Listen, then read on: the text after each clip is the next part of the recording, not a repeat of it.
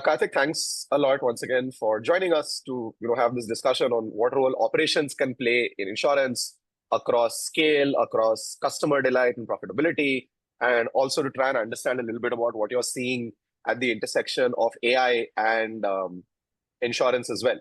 So maybe just to start off with, we've obviously done our fair bit of trying to introduce you to our audience and to the community members, but would love to know more about what your career journey has been like. Also super curious to understand how you moved from being a veteran in the army to a veteran in the BFSI domain here in India, and what, if any, of the principles, learnings from your time as an army officer you still carry over into your now professional career in insurance. Absolutely. Firstly, thank you, Rohit, and glad to be here. It's good to see that our association is building around, and you have been really helpful in introducing me to the new tech, the new world, the new age world of, let's say, AI or insure tech and fintech as we speak. So, I would say that my career graph so far, in the 25 years of a career that I could say I have, has been a little bit non-linear and primarily probably sector and industry agnostic. So yes, I started my career with the armed forces. So uh, pretty early on, at the age of 17, when I graduated from whatever plus two or class 12th, as we call it, I got into NDA. NDA was good about 3 years of not only graduation but full on military training with specializations by the time I graduated out of it, and then a year in the IMA. So 4 years of rigorous military training, and then getting into infantry, which is the front line of the armed forces or the army. And then I kind of volunteered for special forces for a bit, and then I did a large part within combat situations in Jammu and Kashmir, one of our hottest deployment zones in the Indian Army. And then I got into corporate. So when I got into corporate, it was around, I had a lot that I thought I could bring in from the armed forces. It kind of molds you as a person, as a professional, which a large part of us would have experienced over, let's say, 10 to 15 years of service, right?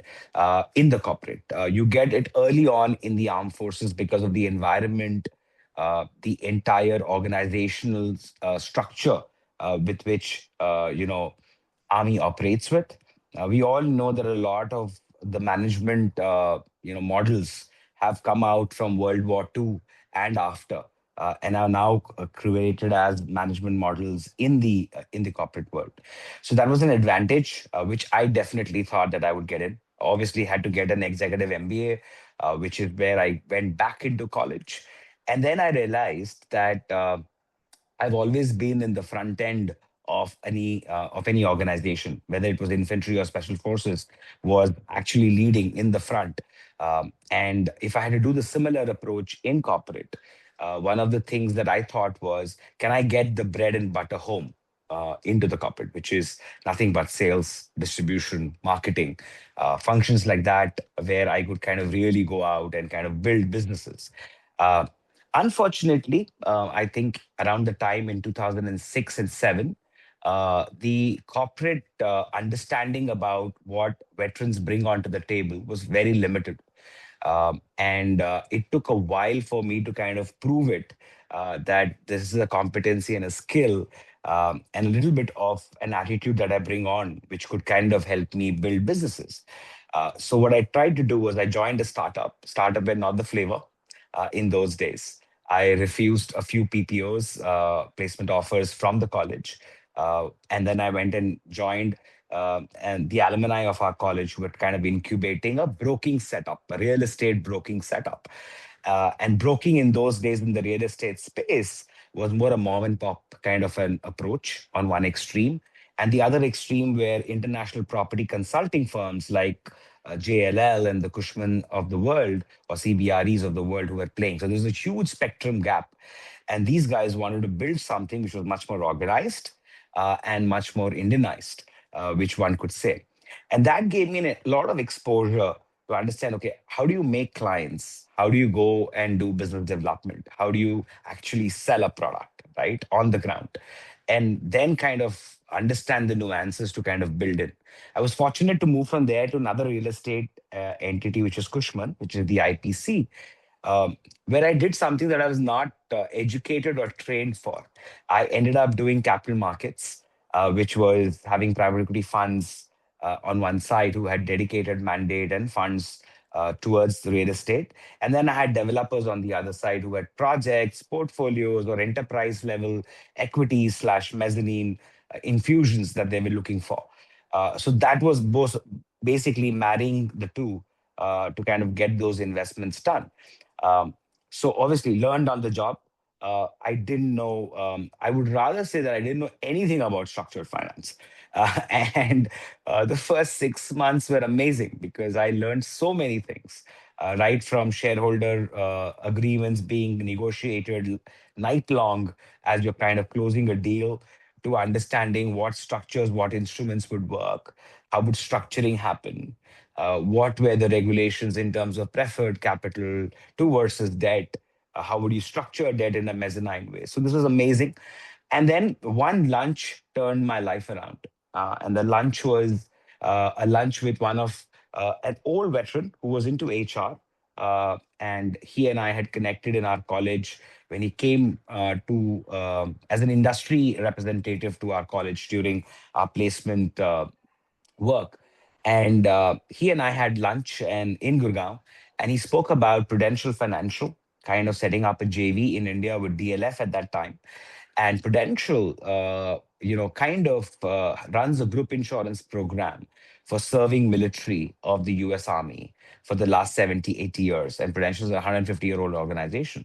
And they do that for the serving personnel. They do that for veterans. They do that for families of serving personnel. And that's a space that they really liked. And when they came into India, they thought that they could kind of leverage that expertise and build something in India. And I realized that in India, while I was serving in the army, I already had a group insurance product that was managed, administered by Army itself through the AGIF platform, the Army Group Insurance platform, which was reinsured by GIC. And I realized that that space was already taken. So over the lunch, we kind of then said, okay, do you really think there are financial needs and gaps in insurance that a soldier has to go through, even though he may have a group insurance product or a policy? And is there a space for us to create an individual life product and an entire business around it? So that came out as a blueprint.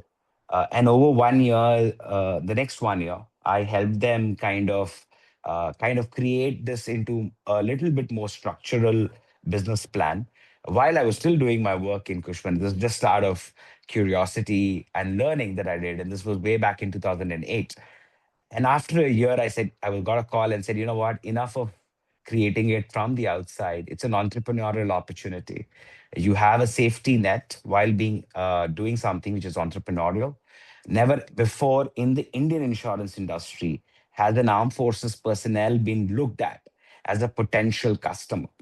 Why? Because it's a antithesis to insurance, right? When you know that the customer has high occupational risk, it's generally not an ideal customer segment that you want to dive into. And that was interesting because I proved that wrong over the next, 16 years now. Why? Because when we created that business, we realized that an armed forces personnel is far more fitter, far more medically fit, far more mobile, and the occupational risk is just a cliche in the sense that when you look at data right from 1948, the first aggression that Indian Army had, to all the wars that have been fought and all the skirmishes that have been fought and all the skirmishes that are happening on a daily basis in the counterinsurgency operations, the cash mortality is not so high. There's probably 150 times more mortality in road traffic accidents every day in cities like Delhi, Gurgaon, Bangalore, Pune put together. So the mortality experience came out to be far more better. The customer segment came out to be far more richer in terms of propensity to pay, discipline, etc., etc. So that's how the journey into insurance took place. Longish answer to your question, Rohit. Uh, what do I really leverage from the armed forces? Uh, Plan A in a combat situation never works. Is something that I've realized over 6.5 years of active service. That whenever I used to go for a combat ops, I used to have a plan A, plan B, and plan C. Plan A never worked because there would be external disruptions, situational analysis would change as you're kind of getting into a firefight. The way the firefight would emerge would be so different that you would have to deploy probably a B or a C, or on the at this time kind of come up with a plan D, which would kind of get into the situation. So that pivoting is something that got ingrained as what they say in muscle memory. So in situations in corporate, in situations in business, when you need to kind of pivot and pivot quickly, given the disruptions that are happening today on a daily basis, is something I really carry. Number two, I think how to put structure into an ambiguous situation. So ambiguity is also something that the corporate world is now accepting for the last 10 years. They're saying from a VUCA to another thought process is where people are going towards, trying to be more agile, understanding that the ambiguous situations are something that you've got to live in. That army teaches you. It teaches you how to kind of look at an ambiguous situation, dive into it, and then kind of create a structure or a process around it for you to kind of navigate that ambiguous situation. Those are some key things that I bring in. And the third, I think I learned a lot in the army was execution rigor. All strategies fail, all plans fail when you're not able to kind of add on an execution rigor around it, a mechanism around it. It may look great on paper, but large part of it, we thought this would work, but then this did not work. Not because the idea maybe have been wrong, but maybe because you did not put the full might behind the entire execution of that idea or the strategy. So these three things that I think really, really helped me even today, while it's been around what 18 years out of the army, more time in corporate than in the army, but I still carry those around. Awesome.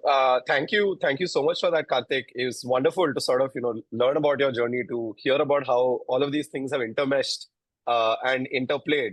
And I think that's a brilliant segue for us to jump into the first sort of segment of the conversation, right? Which is, what role does ops play in, say, helping scale a business in the BFSI domain, a business like insurance? So maybe my first question, from the outside, people generally would tend to observe the more financial aspect, right, of insurance, and miss the operational complexity that's actually happening under the hood to make such a large business operate.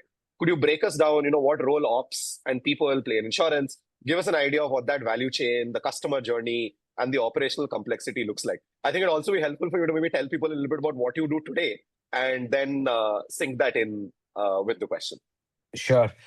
So I'm the Chief Business Officer for Pramerica Life Insurance. We're a mid-sized insurance company, life insurance company in the Indian situation. Two shareholders, both supportive. Piramil Finance from India holds a larger majority share, and then we've got Prudential Financial from US, currently with us as a shareholder for the last 17 odd years. What do I do? I'm responsible for, as I said, getting the bread and butter home and ensuring that the customer stays on with us and gets an experience that he or she actually valued for, or the need that for which the customer kind of bought our product. Uh, Coming to what do I look at operations in insurance, I have a very different definition of operations, Rohit. When you talk ops, people feel everything to do with backend, the way the management happens at the back end of the customer, of the entire probably value chain, but the back end part of it. I view operations as something that would start from the time we would finalize a customer segment or a distribution model that you would want to adopt for. Right from potential customer identification to the reach out to the onboarding, and then thereafter for the entire chain, which I'll kind of highlight now, is for me operations. Why do I say that? Because of two bigger things that insurance brings, life insurance specifically, and let me be specific here. is different from other probably businesses or sectors. Number one, life insurance is the push product today, at least in the Indian scenario. Right now, you and I still don't understand our need from for having a life insurance product, or our need to kind of keep enhancing our life insurance cover, to say, because we all understand that fair, I have a little bit of disposable money. Why don't I invest in it? I can invest in the markets, I could invest in debt instruments, I could invest in real estate. We only think investing in India. But how do you protect your investments? How do you protect your assets? How do you protect your liabilities? Right? Is something that life insurance also talks about. And that's not really a product that comes first thing in the mind, right? Um, uh, Health insurance, on the other hand, or for that matter, general insurance, is still has a quasi pull in the market. Health, because of the rising medical costs and all the complexities in terms of health problems that one faces. And obviously, general, I would, let's say, talk motor insurance in general being something that's a complete pull product because it's regulatory governed. You cannot take out a vehicle on the road without having a live motor insurance in place. So that's one reason. The second reason why I say that the spectrum is wide in life insurance when it comes to operations is because the moment I onboard a customer in life insurance, the sale starts. The sale does not end. Why? Because the product is long tailed. I have promised the customer that I would take care of his or her financial needs over a period of 10, 20, 30 years for which he or she has bought the product.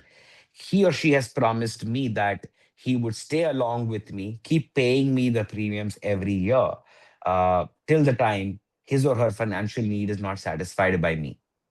So it's a start of a sale and not a close of a sale, as we call it. It's not like you bought the product, fill it, shut it, and forget it. It's like, okay, let's see now how this goes. So, creating a very mindful value chain to ensure the longevity of the customer, that they stay checked in and you're able to deliver what you've promised to the customer in terms of experience, in terms of the final product, is where I would say life insurance is a little different. There are multiple touch points to the customer. The first touch point could be when you're trying to onboard the customer. What experience are you wanting to give the customer in terms of ease of onboarding? It's a complex product. It's a contract of good faith. When it means, and this is the law, the Insurance Act of 1938 says insurance is a contract of good faith. So, what you declare to me as the customer is very important for me to service you. So a full transparency with the customer saying that you got to tell me everything about yourself, which would help me fulfill my promise to you is extremely important. So that experience, how fast are you able to do it? How seamless are you able to do it? But how transparently are you able to do it? Because the nature of the product is very complex. So that's the first touch point. The second touch points would start as we onboarded him, as we've underwritten him. It's a product where you don't pay the money and you don't get the product into your hand. Uh, as you pay the money, I would underwrite you as the customer, which also happens in the lending when you're underwriting the customer to become a potential borrower. But even in insurance, the underwriting is basis the mortality, the health, and that takes a while. How do I treat you during that process? How do I keep you updated about what's happening with your application that you have kind of filed with me? Am I capable enough to onboard you? Do I need you to help me further, give me some more information that has emerged out of that process, right? It could kind of tick you off as a customer if you find someone reaching out to you back and forth. How can I make that seamless? How can I make that really intuitive for you? And I keep you abreast with the process. And then is when I kind of finally onboard you and I kind of issue you the product that you kind of came to buy from. And then every year or every month, there could be a touch point that you and I would go through, depending upon how have you chosen to pay me. If you've chosen to pay me every year, it's a yearly touch point that I would have. And between the gap of your first and the second touch point, I would have to kind of keep in touch with you, keep reminding you that I have a promise to keep as an insurer, and you have chosen a way to kind of protect yourself and your family or your income. So it's like you're selling every time you're talking to the customer. And then kind of taking that through, remembering that at the end of 10th or 20th year, you had to gain what you had to gain from me as my promise or my moment of truth, and keep that entire organization alive for it to kind of fulfill that promise. So it's a little complex. It requires a very different mindset to build these touch points and the entire workflows around it. And that's how I would say is the length of the operation value chain in life insurance. Understood. And as you think about, like, how ops have to be designed to manage an insurance business, to prepare for scale, to handle all of these different touch points, right? To manage the complexity while still ensuring that the customer is not overwhelmed or disaffected by the complexity that they're facing, right? What does that look like? How have you seen the businesses that you've been part of, evolve over almost the last 2 decades now?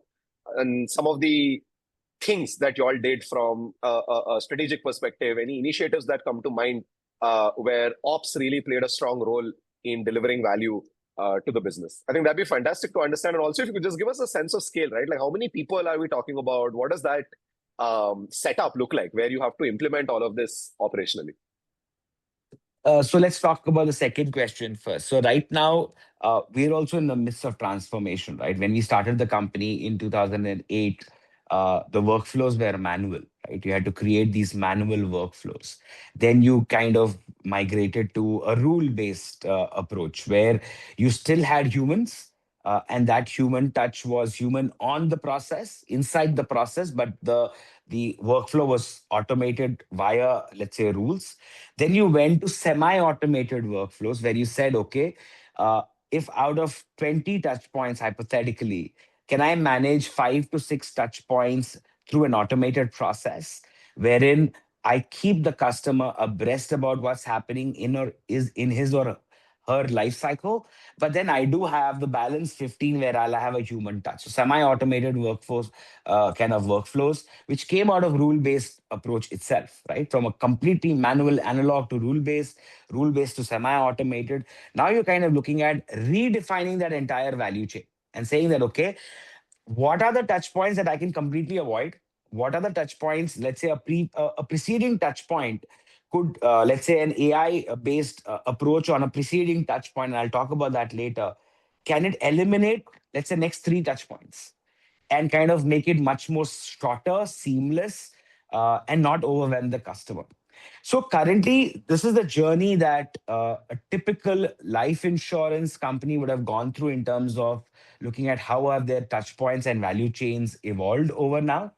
Um, and to manage this depends on scale. So if you are looking at, let's say, a 3 billion INR kind of a top line that you kind of generate, which means anticipating around 2 million plus customers coming or 3 million customers coming every year, you would today, earlier you would lead a, let's say, a 400, 500 strong workforce at the back end, plus the sales that you kind of looking at.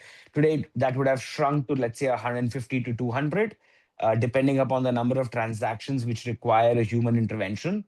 Two transactions which are completely automated and can be governed more rather than kind of run, right? So that's where I would look like, the entire value chain would look like. And if you had to think about some of the initiatives that you've seen implemented, right, that made sort of like big shifts in operational transformation and customer success, really helped these businesses scale.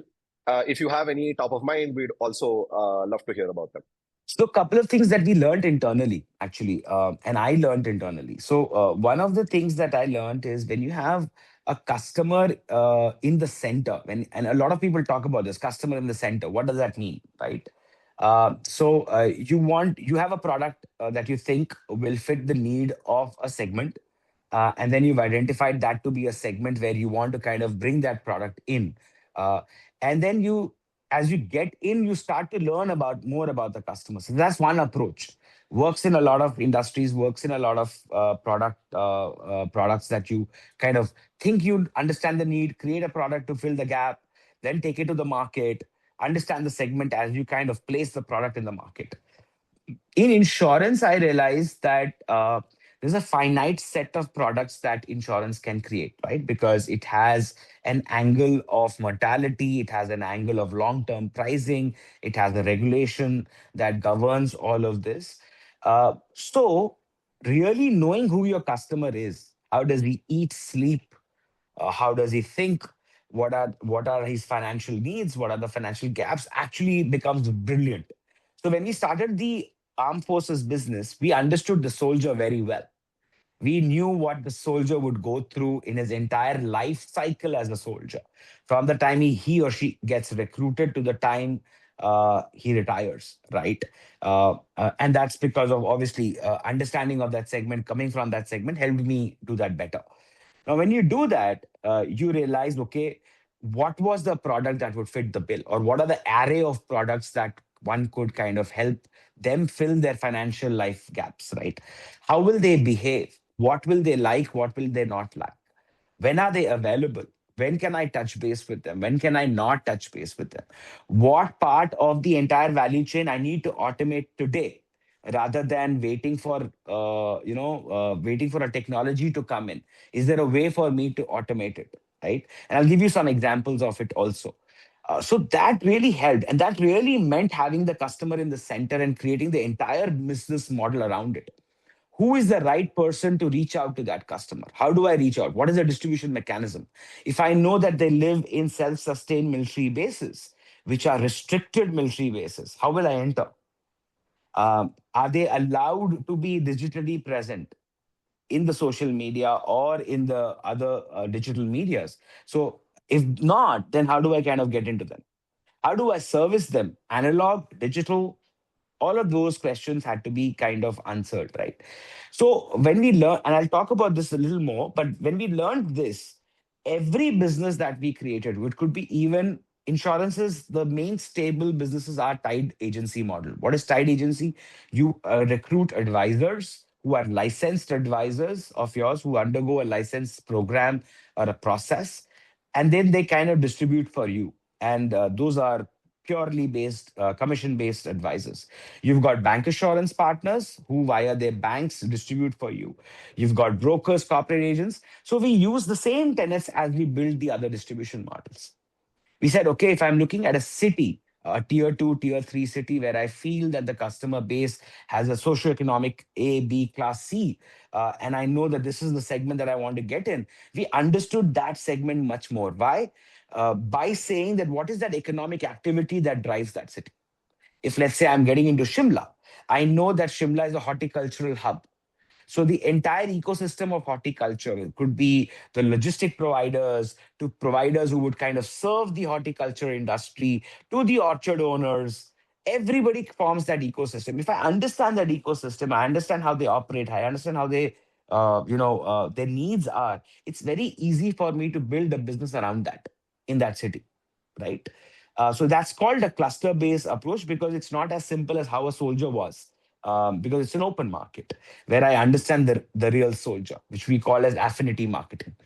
Now, few things that we understood when we did that. For example, 2010, you did not have core banking networks. The banks were not completely, wired on the core banking systems, especially the PSU banks. And the armed forces used to primarily bank with PSU banks, right? The likes of SBI, Indian Bank, Union Bank, etc., Punjab National Bank, etc., etc.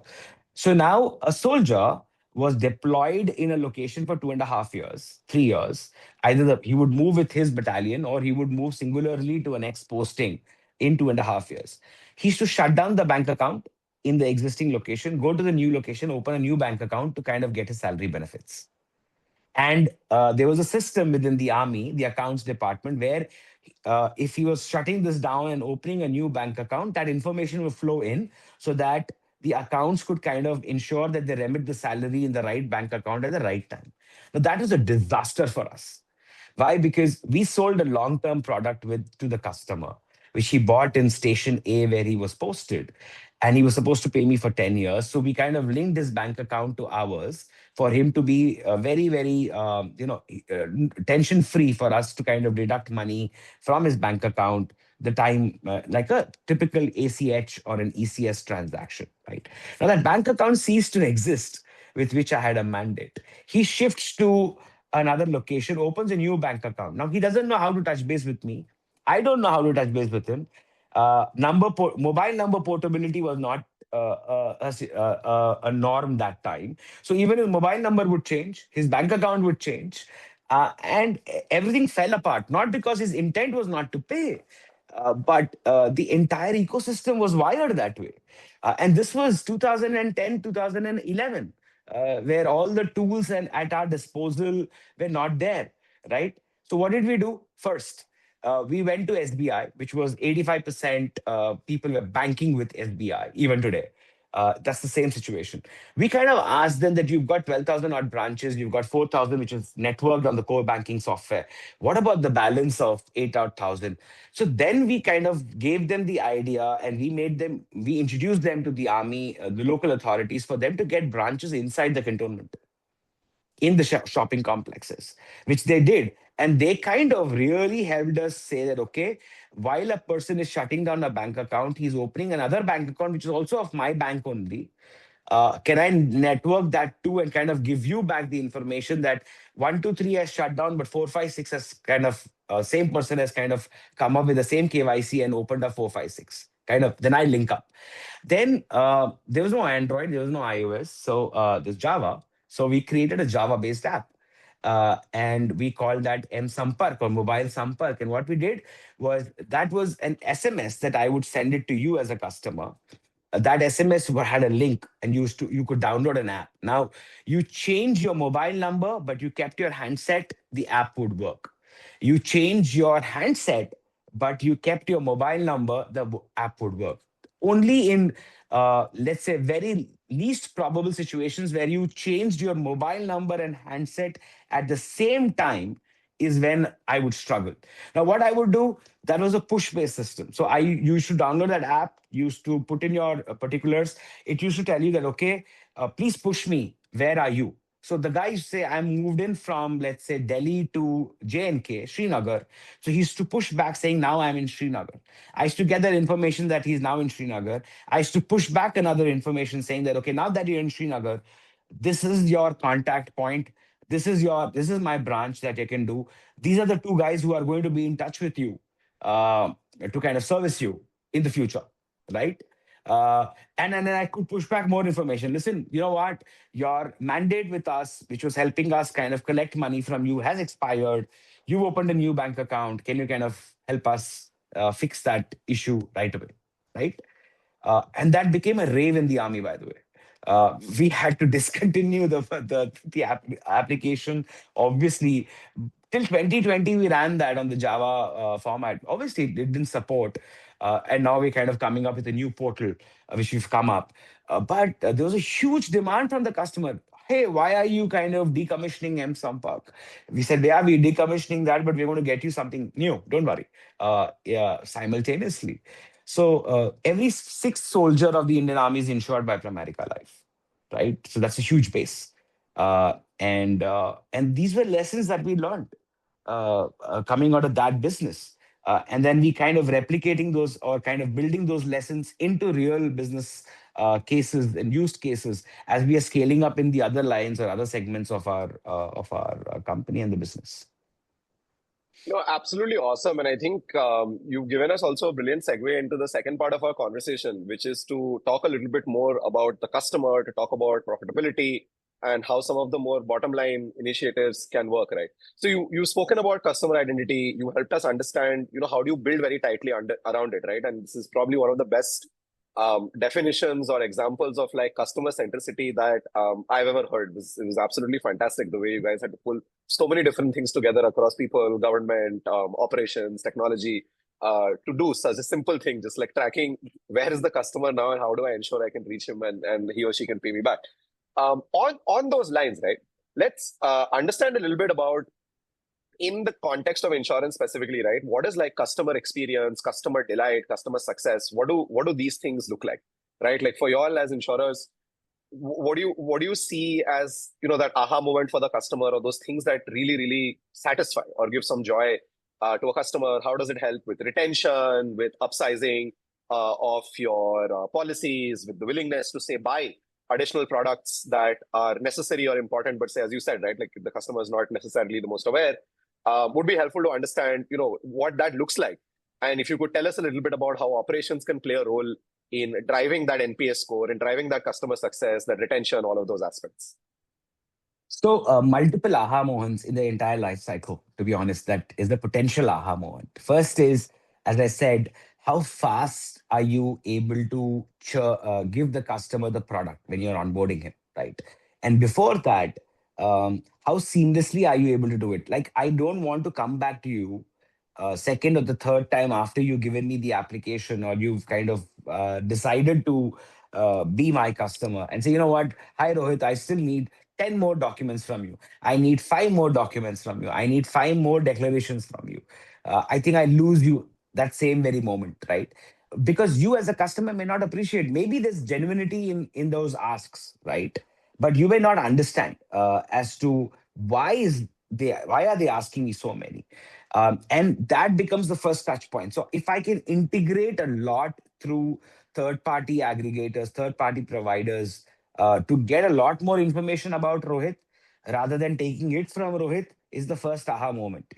While I'll say, okay, Rohit, I got to know about you. These are four things more that I got to know because I pulled some data out from somewhere. And I know that I'm ready to now underwrite you and kind of onboard you.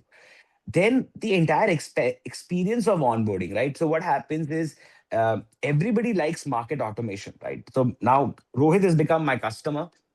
I need to send him the policy document. I can send him a nice, offline document, which is printed, packed, and all of that. But I can also register you into the repository, the insurance repository, and send you a PDF on email, on WhatsApp, on SMS, all of that. Now, the point is, you may have already acknowledged that you received what I sent you, let's say via email, one of the mediums. But I keep bombarding you with multiple times, and because it's all so automated and so mindlessly automated, is that you will receive 10 WhatsApp from me over the next 1 week, same information getting repeated. Hi Rohit, thank you for becoming a customer. This is the document, this is the feedback form. Can you kind of get onto the link and give us a score, five being good and one being bad, whatever, right? uh, Now what happens is, if I keep pinging you, and I've seen that happening. If I keep pinging you, you may say, you know what? Okay, let me get onto that and give you a feedback that, you know what? Stop pinging me. I acknowledge that I got what I did. I'm happy. I'll remain in touch with you. Let's make those touch points more meaningful than spamming it, right? That could be a big aha moment.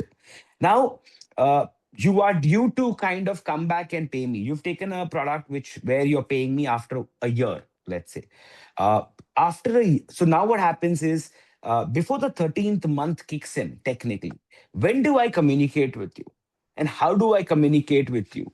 And which medium do I use to communicate with you? I've already had an experience to say that out of the three mediums that I tried to communicate with you, it could be offline via a call, or an email, or a WhatsApp, or a SMS. I found Rohit was had given me a confirmation via WhatsApp. So now I know that that's your preferred medium of communication with me. You are more acknowledging things there. So rather than again kind of blasting you with a reminder across five touch points, five other mediums, can I use that one single medium for a protracted period of time and then see whether if you're responding great? If you're not, then I switch the medium, Sure. right? So these are experiences that you would like to understand, that, the company is much more mindful. They understand me well. They understand me curiously well, right? Because that's how you will stay on long term with me. Now, the irony would there be that if you were to pay me monthly, you paid me 1 month, and then the second month onwards, my second transaction with you starts, right? Now, imagine the number of prompts or reach outs that would happen because it's monthly. So after every 15 days, you would hear me. Now, that's very tricky. Do I overdo it? Do I underdo it? Do I really be more curiously specific about you? Would actually give you that aha moment, right?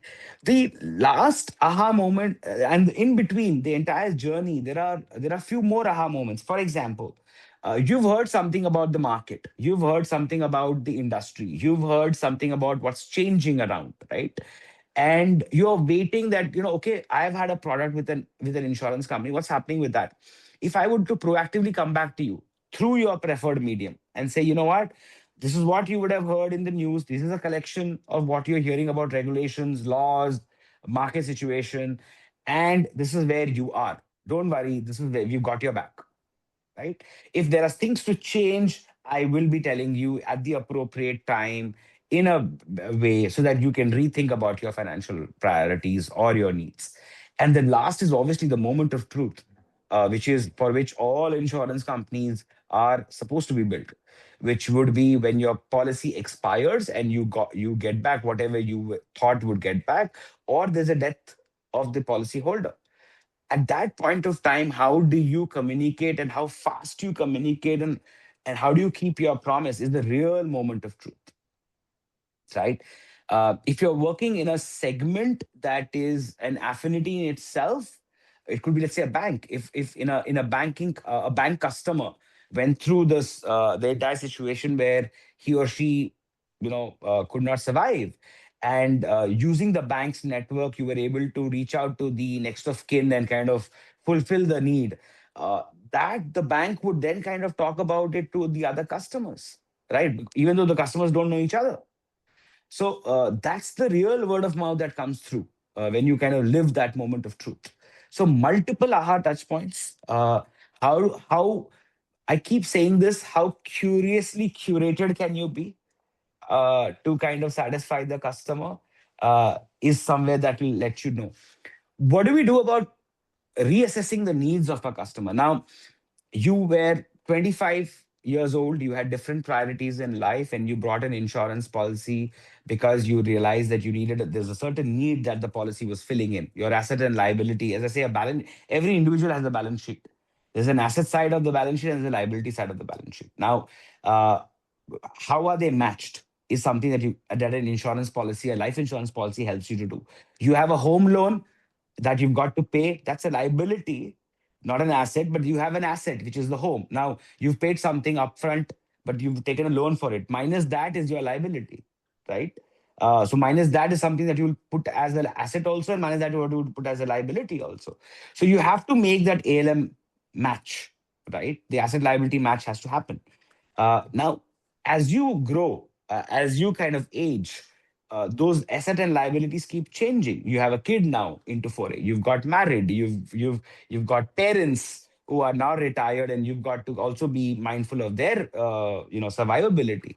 So there's obviously a huge scope for you to kind of visit your financial needs and the insurer to come back to you and say, yes, let's look back at your financial gaps and needs, and let's see whether you need another product, which, or do you need to add something to the existing product.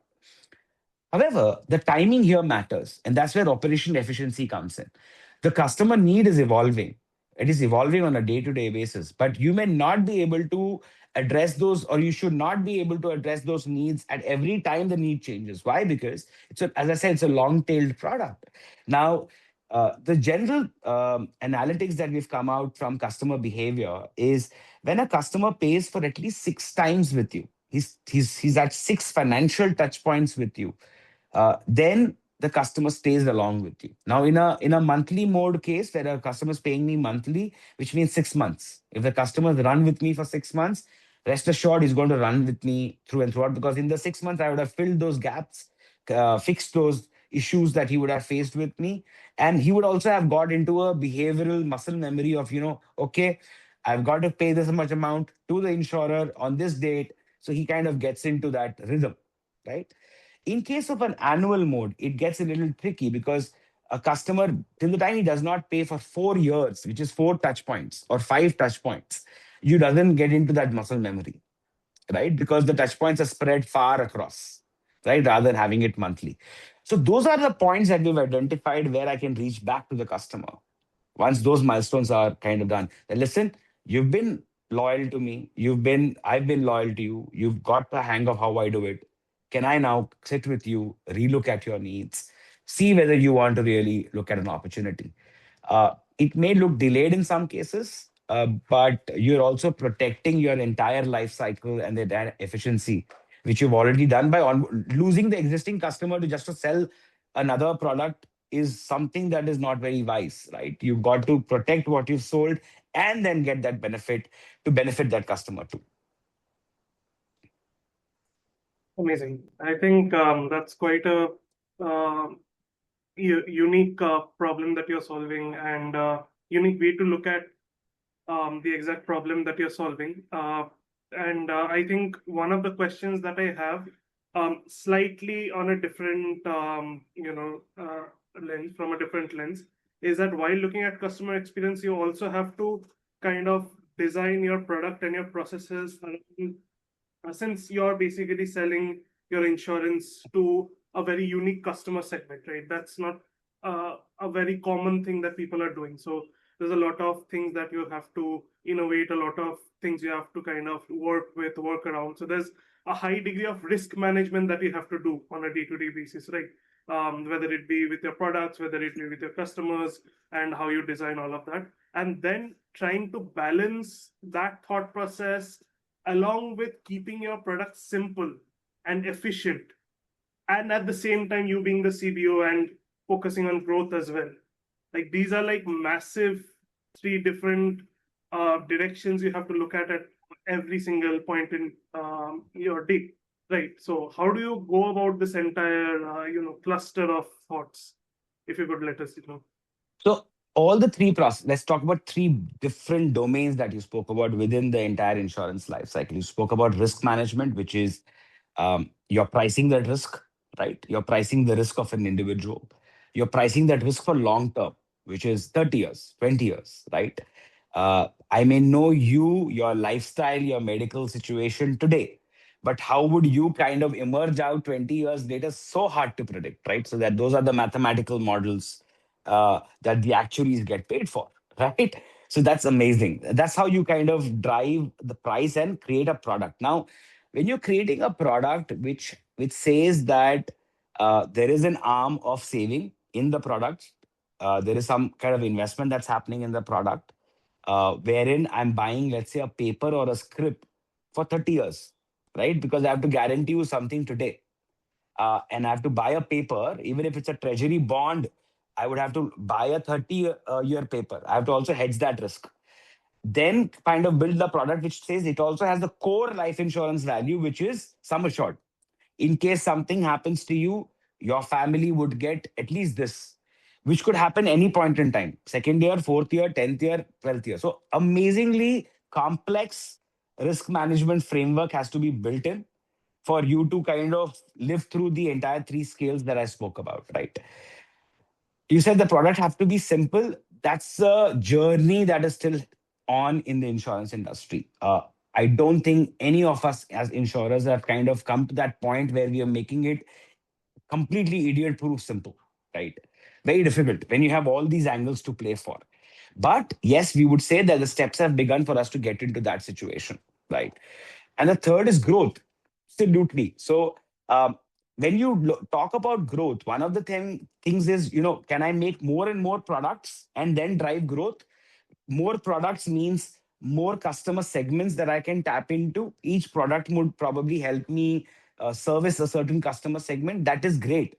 But each product would require all of the scale that we're talking about, right? From the risk management perspective, then kind of building the technology around it to service that product for next 30 years, right?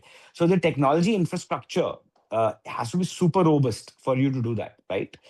Rather than doing that, you have a finite set of product, but then as you get into each customer segment, can you make the product modular, right? I have a finite product which has multiple variables inside it or multiple scenarios in it. And depending on your need and the type of customer that you are, can I make it modular? Can I delete something? Can I add something? Can I kind of build it like a block? Is something that most of us are going towards. So, what does that help me doing? One, if I make the product modular, I am much more nimble when I'm looking at the customer segments that I need to get into, which helps me drive growth, right? It also helps me in the risk management approach because depending on the risk profile of the customer, I'm kind of deleting something, adding something, which kind of keeps me within the risk framework, right? And from a profitability perspective, the pricing gets impacted positively because of which I'm also able to take care of the bottom line. This is a dance. This is the tightrope dance that one has to do when you're kind of running this entire model. Got it. I hope I've answered That's what you were asking, yes, yes, Sugata. yes. That's very, very interesting. And I think if you could just double click on the last aspect that we spoke about, right? Just the growth part of it and how the business functions around it. So, and especially the role that ops has to play in it, right? So, when we talk about ops, we typically look at ops in a general sense that it's just cost saving initiative that you focus on ops just to ensure that your costs are going down and your business is streamlined. But we have understood that that might not be so, right? There are multiple cases in which operations might also be a very significant lever through which you can drive your top line as well. So just would like to Absolutely. understand for your particular industry and specifically for your business that you have, how do you think of ops as a business driver and how do you implement that on a day-to-day basis? So, firstly, let's look at our country, right? 1.4 billion population, right? Spread huge. Now, if you're looking at possible customers, personas, profiles, segments, there are immense cuts that one could come out with. Now, if I need to kind of ensure that I am present across India, across, let's say, majority of the customer profiles or segments that I could kind of look at and provide them with an insurance, I would need associated vehicles that may help me reach that segment. Let me give you an example. Let's say you're talking about a route. Let's talk about the real rural population. Now, rural population, you're looking at people in villages, farmers, small time, real small SMEs, right?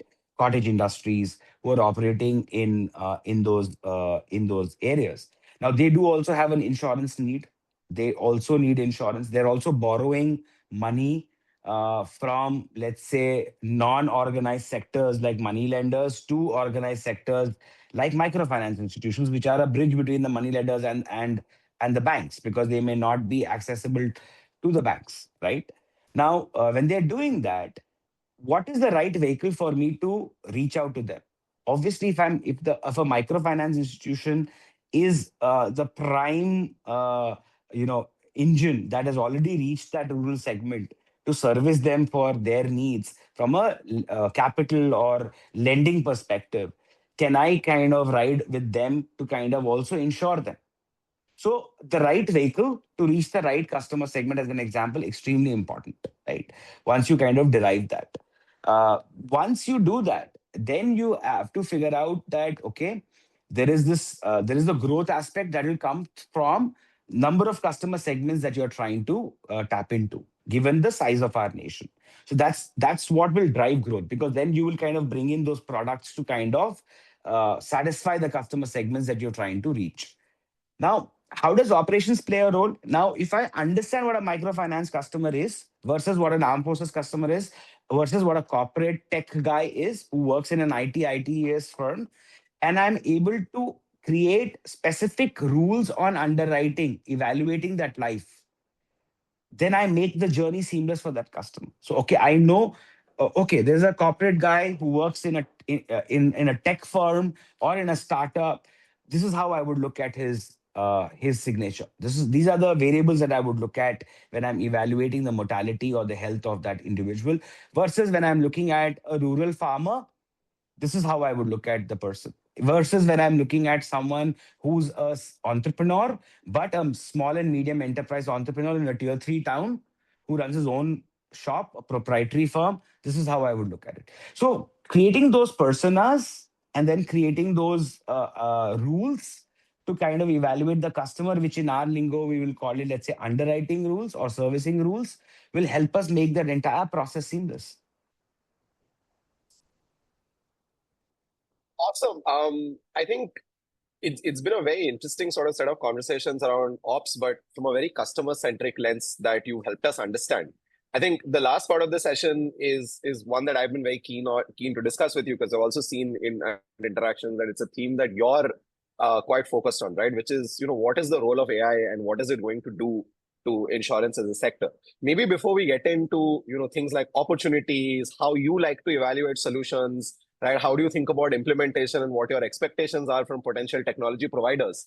At a high level, from a broad POV, could you tell us what AI adoption in insurance, among your peers, competitors, business that you're running, what that looks like, right? And whether you see this as like a strong, not so strong tailwind, and where you think in the short, medium term we'll end up. So it's definitely a tailwind. Right now, I think everybody, as you kind of urged me and egged me to kind of talk about the value chain and the aha Mohan Rohit, right?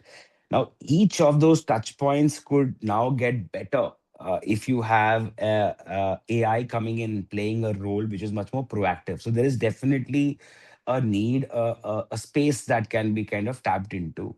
Um, from an insurance perspective, or from the industry perspective, everybody's evaluating. Post COVID, I think the rate of change in terms of adoption has only become positive, right?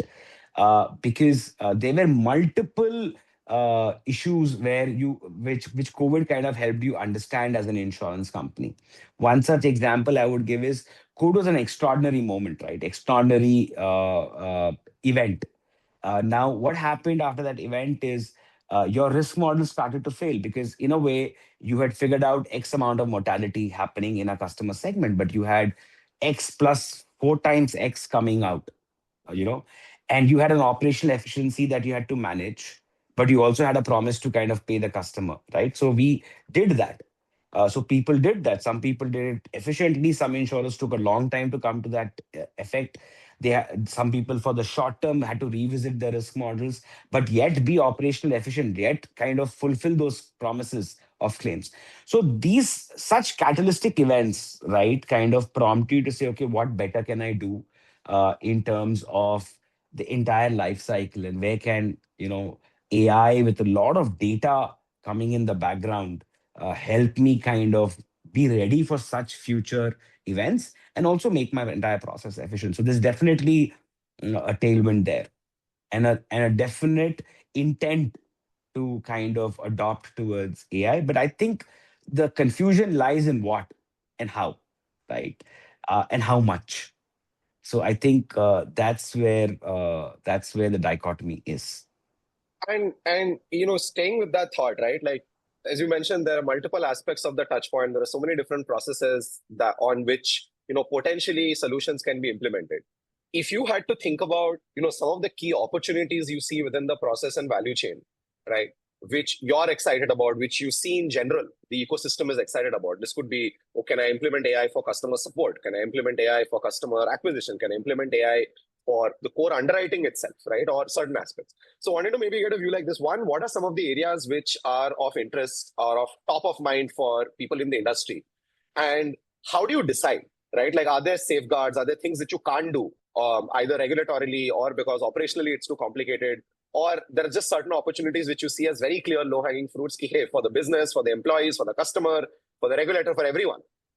Implementing AI in this place is going to make a lot of sense. So just wanted to get a little bit of that, that hierarchy, what's important, what's feasible right now from an implementation perspective, and why in terms of that decisioning or that thought process.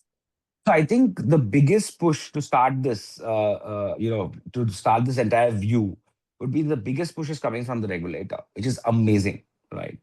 The recent regulations in the last 1.5 months, as the regulator is also wanting the industry to mature, right, is coming from that entire customer first philosophy.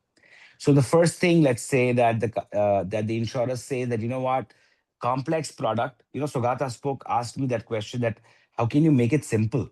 And I said it's still a journey, right? It's because the entire nature of that product is a little complex. So he said it's going to be a complex product, but how transparent are you with the customer? How are you able to make the customer understand his or her needs, right? Which is the entire first step that the regulator wants every insurer to master. So stuff like specialized product recommendations, right? Which is something that Amazon started when it started looking at an entire marketplace, and it had a bot kind of running at the back end, figuring out your searches to kind of come back with SPRs to you, right? Now, that was one way of doing it, but where that's the first step that we can do. So in Primerica, we've kind of started on that to say that, okay, can I first create an SPR kind of an AI model used, which can be tested by the Salesforce, who's kind of coming in and facing the customer. And if that works and we are able to build on top of it, we'll be able to probably extend that to customers itself when they're able to come to me direct, or even if they're coming to me via, let's say, a distribution partner or an advisor or a Salesforce, right? How can I make that more intuitive? That's the first step, and the regulator wants you to do that. The second step the regulator says is what I spoke about initially in our conversation, which is, what is that experience that I give you when you have already decided to apply with me and I'm yet to underwrite you? That entire experience, right? How fast am I able to underwrite you? How am I not kind of cheese you off with multiple requests and kind of say, okay, thank you, you've been onboarded. This is what your document or the product is about. So there, the regulator says that you cannot take eternity to do that. You cannot have your own SLAs and your own tags. You've got to do it within this time frame. So it pushes you as an insurer to kind of relook at your entire processes, your underwriting processes, upfront a lot of that. So even when, as you apply with me digitally, because all of the onboarding now is digital, whether even if a Salesforce sits with you, the onboarding is digital. Even if you get onto the website, the onboarding is digital. When you're applying with me, as you're filling those demo details, right?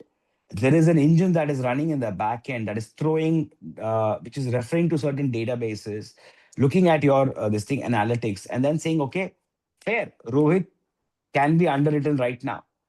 One, two, three more things required for Rohit. Out of the three things required from Rohit, two I can pull out from a third party database, right? And for one thing, I need to get back to Rohit. How upfronting can I do on that? That's basically underwriting, but it's in a pre underwriting stage. I may still need to kind of glance through your entire profile, but that should still be a glance through because I've done the entire pre underwriting upfront. Then, so that's the second aspect that is so intuitive, right? The bigger point I would leave you with is the third thing is where we say contactless contact center, right? Now you've chosen, as I said, I'm communicating with you via five mediums, right?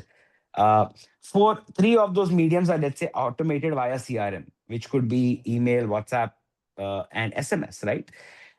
But the CRM is running on differently. And then there is a fourth medium by which I'm contacting you, which is, let's say, my contact center. Now, firstly, can I orchestrate all of that together, right from the SPR to the pre-underwriting to me reaching out to you via multiple mediums at different touch points?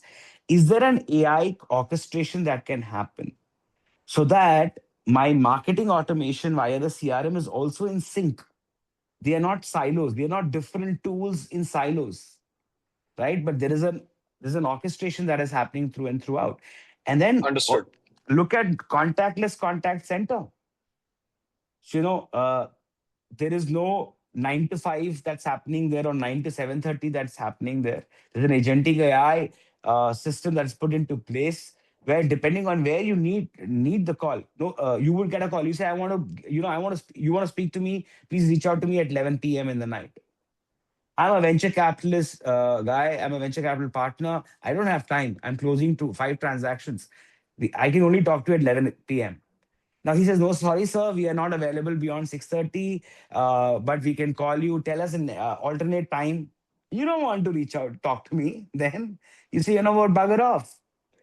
But I have a agentic guy which calls you at 11 p.m., sounds as fresh as you, and probably is able to action, not just give you content, but action on that. The biggest impact is action, right? And I'm able to action as per you, curiously curated. So these are great opportunities in the insurance platform. Awesome. Awesome. And Karthik, when you sort of like think implementing some of these things, right? and you evaluate solutions, you speak to providers, whether it's more up and coming startups or say some of the large incumbents who are now rolling out more software oriented AI solutions for you. What are you looking for from these solutions? What excites you about a solution which you're like, hey, I want to take this to pilot right now. Let's start figuring out. Let me connect you with my technology or operations team to take this ahead. Versus saying, yeah, acha, theek hai, send me a proposal and we'll get back to you, right? I'm sure there's a spectrum where even you as a buyer or an implementer of technology within the leadership have your own aha moments.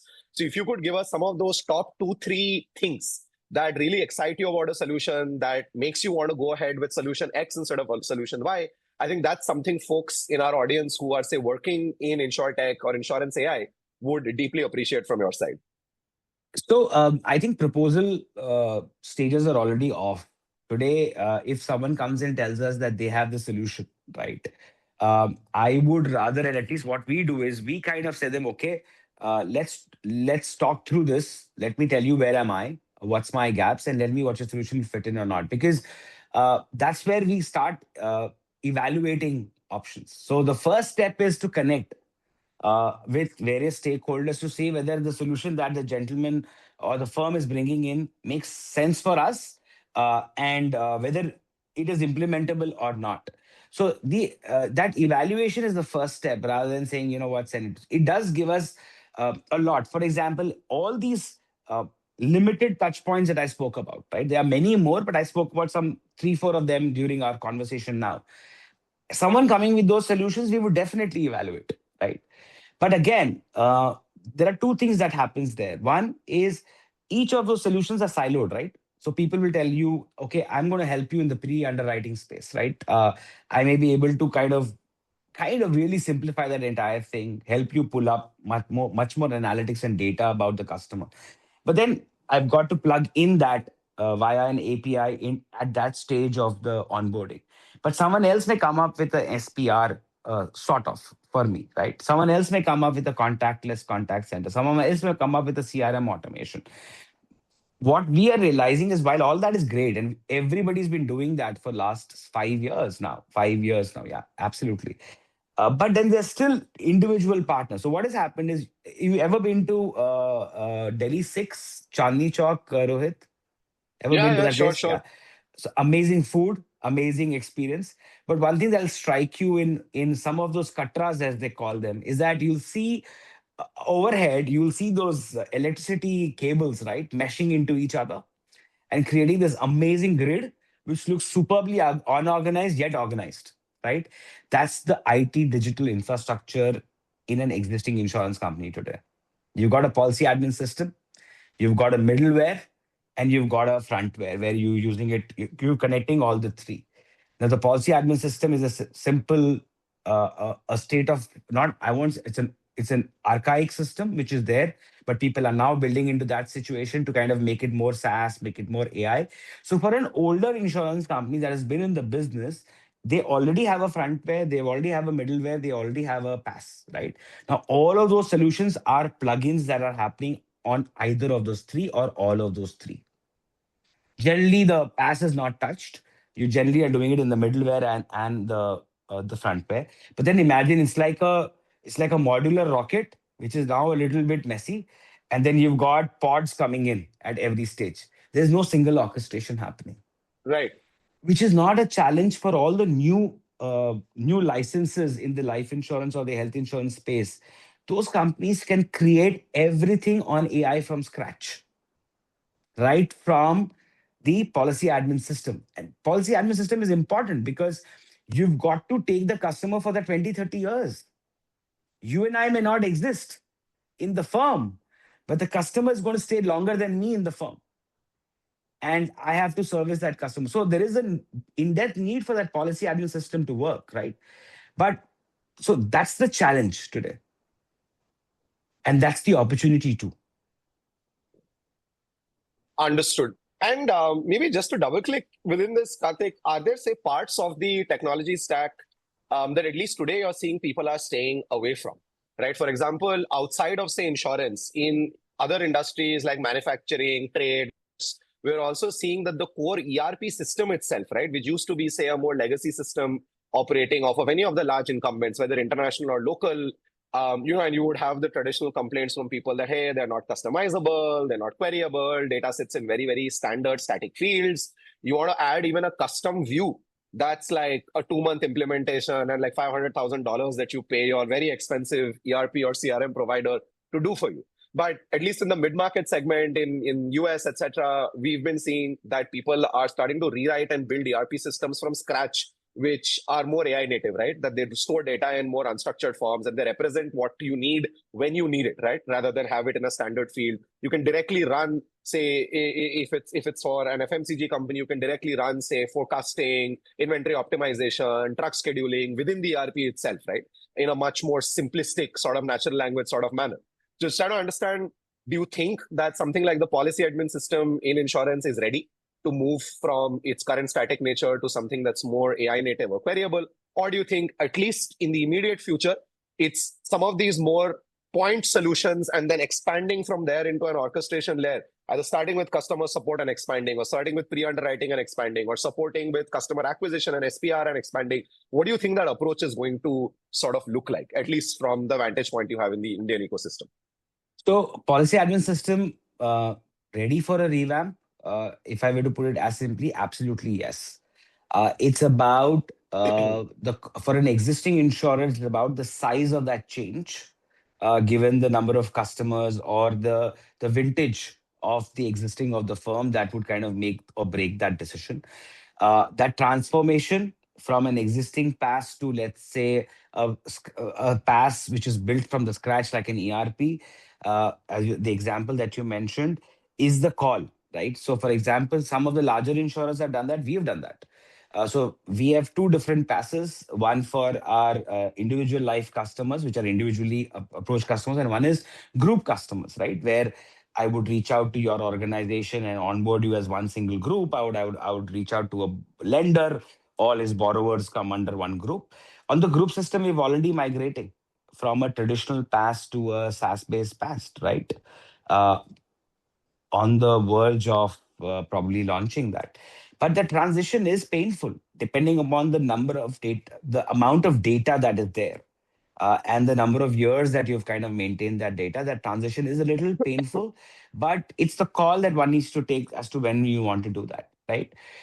Even if you don't do that, let us say you continue with the traditional pass and you have a middleware. Most of the pass systems have you can start your orchestration from the middleware itself. I Why? see. Because you put most of the decision engines that are required to run, let's say, right from onboarding to underwriting to customer service touch points. Most of it are built, those rules and those entire workflows are built in the middleware.